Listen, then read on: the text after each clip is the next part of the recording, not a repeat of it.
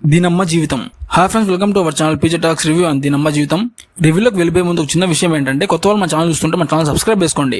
అలాగే పక్కనే ఉన్న బెల్ ఐకాన్ ఛానల్లో పెట్టుకుని మేము ఫర్దర్ గా మూవీ రివ్యూస్, మూవీ టాపిక్స్ గురించి ఏదైనా వీడియో చేసినప్పుడు మీకు నోటిఫికేషన్ వస్తుంది. ఇక ఏమాత్రం లేట్ చేయకుండా రివ్యూలోకి వెళ్ళిపోయినట్లయితే, ఈ movie drama kind of back drop లో జరిగే మూవీ అనమాట. బేసిక్ గా మూవీలో ప్లాట్ ఏంటంటే, హీరోకి పెళ్లి అయ్యి కూతురు పుట్టి ఉంటుంది.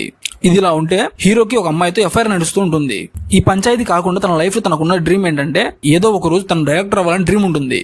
ఎండ్ ఆఫ్ ది మూవీలో తనకున్న ఎఫైర్స్ తో ఇంట్లో ఎలాంటి ప్రాబ్లమ్స్ ఫేస్ చేస్తాడు, తనకున్న ఎఫైర్స్ తో తనకు ఎలాంటి ప్రాబ్లమ్స్ వస్తాయి, ఆ ప్రాబ్లమ్స్ వల్ల తన లైఫ్ ఎలా మారిపోతుంది, అండ్ లాస్ట్ కి ఆ ప్రాబ్లమ్స్ వల్ల ఎలా బయటపడతాడు, ఆ ప్రాబ్లమ్స్ నుంచి బయటపడడానికి ఎలాంటి పనులు చేస్తాడు.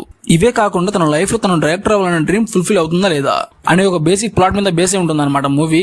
ఇక మూవీ గురించి మాట్లాడినట్లయితే, below average movie, one time watchable అనిపించింది నాకైతే. బేసిక్ గా ముందే చెప్తున్నా, మూవీలో అడల్ట్ కంటెంట్ ఉంటుంది. సో ఫ్యామిలీస్ తో ఎవరైనా మూవీని చూడాలనుకునే వాళ్ళు మూవీని కొంచెం అవాయిడ్ చేయండి.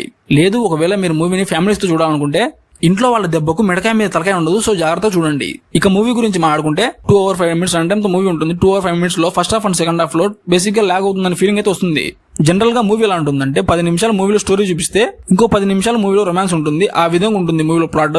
మూవీలో మరీ ఎక్కువ లాగలేనప్పటికీ స్లోగా వెళ్తుందనే ఫీలింగ్ అయితే వస్తుంది. మూవీలో సాంగ్స్ ఉంటాయి, సాంగ్స్ అయితే ఓకే పర్లేదు అనిపించింది నాకైతే.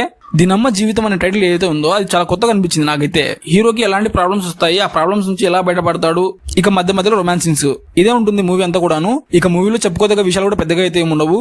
అండ్ ఈ మూవీ మీ ఫ్రెండ్స్ అండ్ ఫ్యామిలీతో కలిసి చూడాలనుకుంటే, ఇండివిజువల్ గా ఫ్రెండ్స్ తో అయితే ఓకే, బట్ ఫ్యామిలీస్ తో మాత్రం కొంచెం మూవీని అవాయిడ్ చేయండి. అండ్ ఓవరాల్ గా ఒక మాటలో ఈ మూవీ గురించి చెప్పాలంటే, below average movie, one time watchable, పర్లేదు, ఒకసారి అయితే చూడొచ్చు మూవీని. అంటే నేను ఈ మూవీకి ఇచ్చే రేటింగ్ ఏంటంటే 5 to 2.0. మరో కొత్త మూవీ రివ్యూతో మళ్ళీ కలుద్దాం. అంతలో లవ్ యూ ఆల్, బాయ్. మీరు ఇంతవరకు మన వీడియో చూసినట్లయితే మన వీడియో క్లిక్ చేసి మీ ఫ్రెండ్స్ అండ్ ఫ్యామిలీ షేర్ చేసి మీ ఛానల్ సబ్స్క్రైబ్ చేసుకోండి.